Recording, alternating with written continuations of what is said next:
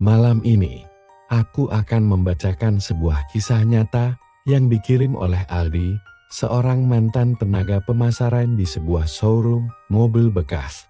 Tapi bukan showroom sembarangan, karena tempat ini menyimpan sesuatu yang tak bisa dijelaskan hanya dengan logika manusia biasa. Ini adalah kisah tentang pesugihan Fir'aun Ba'eldot dan harga yang harus dibayar untuk kekayaan instan yang tak pernah benar-benar gratis. Kisah ini bukan untuk mereka yang berhati lemah, karena kadang apa yang kita lihat hanyalah topeng dari sesuatu yang jauh lebih gelap dan lebih mengerikan. Yang tersembunyi di balik senyum dan cat mobil yang mengilap. Kisah ini akan membawamu ke dalam dunia yang tak terlihat, tempat di mana batas antara dunia nyata dan gaib nyaris tak bisa dibedakan. Namaku Aldi.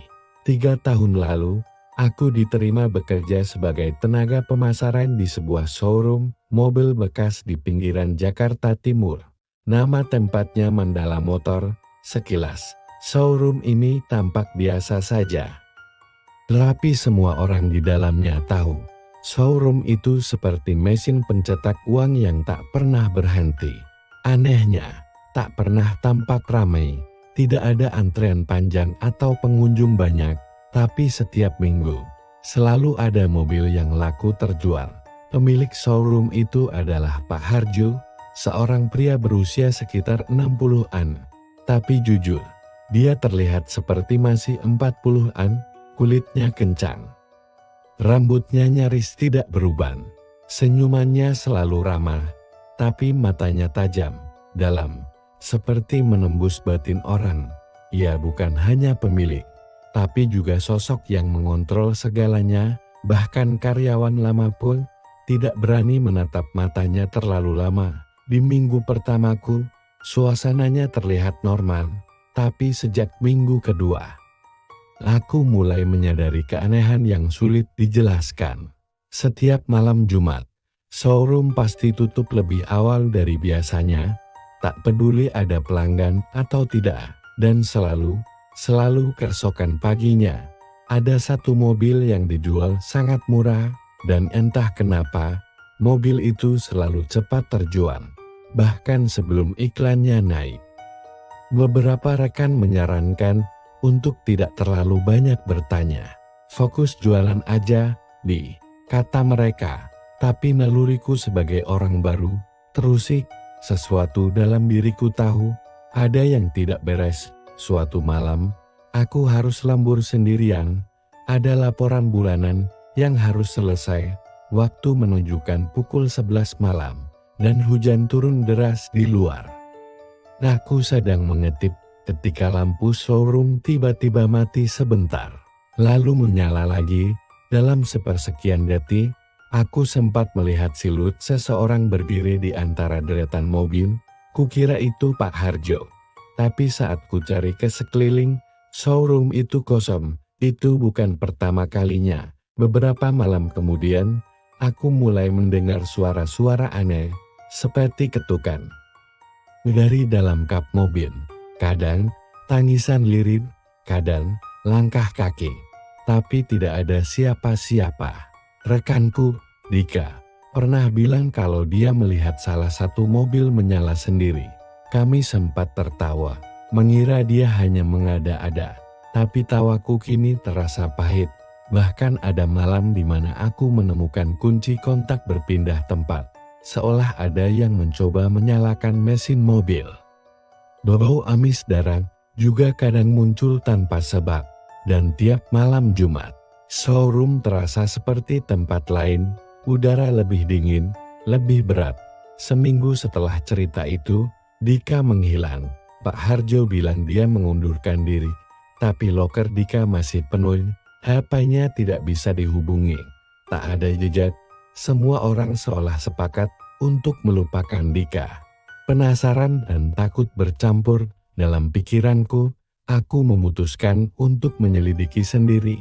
Malam Jumat berikutnya, aku pura-pura pulang lebih awal. Tapi bersembunyi di dalam salah satu mobil yang belum laku. Aku bersembunyi di bangku belakang Saat itu, lampu showroom dimatikan, suasananya gelap. Hanya cahaya bulan yang menembus kaca besar. Beberapa menit kemudian, Pak Harjo dan dua orang lelaki masuk ke dalam showroom. Mereka membawa nampan berisi sesajen dan kepala kambing segar. Aku menahan napas. Mereka berjalan ke ruang servis, dan di sana, aku menyaksikan sendiri. Pak Harjo membacakan mantra dalam bahasa yang tidak ku mengerti. Darah kambing diteteskan ke bawah salah satu mobil. Mobil itu adalah Toyota Avanza tahun lama. Setelah ritual selesai, mereka menutupi lantai dengan karpet dan meninggalkan ruangan seolah tak ada apa-apa. Keesokan harinya, mobil itu dijual dengan harga setengah dari pasaran dan seminggu kemudian, mobil itu mengalami kecelakaan maut di tol. Pengemudinya tewas di tempat. Kabar itu membuat darahku membeku. Aku mulai menyadari, setiap mobil murah itu adalah alat yang membawa kematian, dan showroom itu adalah tempat pemanggilan maut.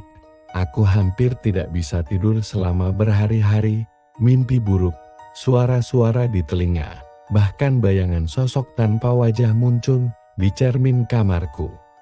Aku mulai mencari informasi, sampai akhirnya aku menemukan kontak seorang mantan karyawan showroom namanya Rizal.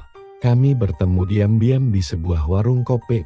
Wajah Rizal pucat, suaranya pelan, seolah takut didengar sesuatu. Dia membenarkan dugaanku. Showroom itu bukan sekadar tempat jual beli mobil, itu adalah tempat pesugihan. Setiap mobil yang dijadikan persembahan harus diberi darah, dan tumbalnya adalah jiwa yang memakai mobil itu. Pertama kali, gue keluar setelah lihat sendiri ada mayat di bawah lantai servis. Mayat orang yang hilang bertahun lalu, dan kayaknya dia bukan satu-satunya, kata Rizal. Dia memperingatkanku, kalau lo nggak cabut sekarang, cepat atau lambat lo juga bakal dijadikan tumbal. Sejak malam itu, hidupku tak lagi tenang. Nomor tak dikenal terus menelepon.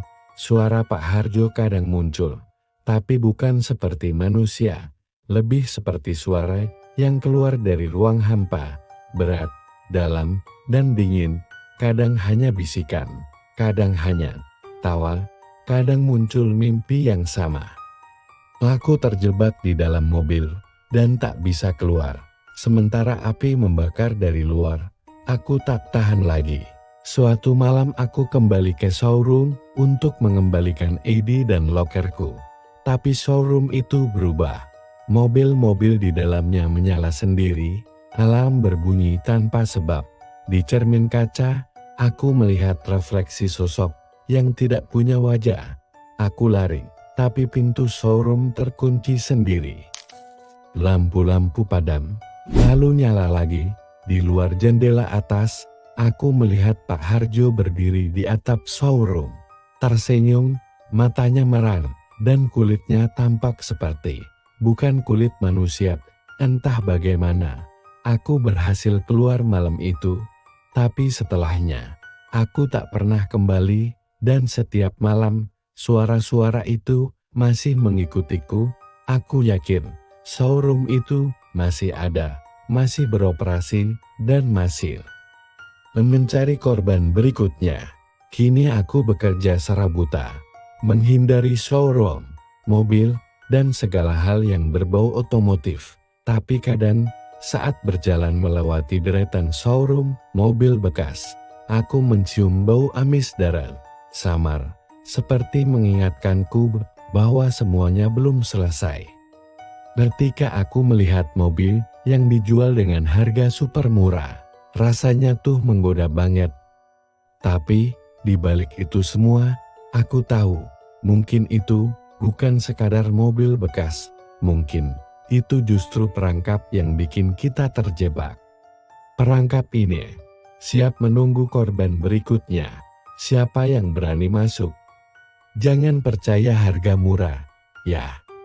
Kadang, ada yang gak sesuai ekspektasi, loh. Karena bisa jadi yang kamu beli itu bukan cuma barang, tapi juga ajalmu sendiri. Hati-hati, ya.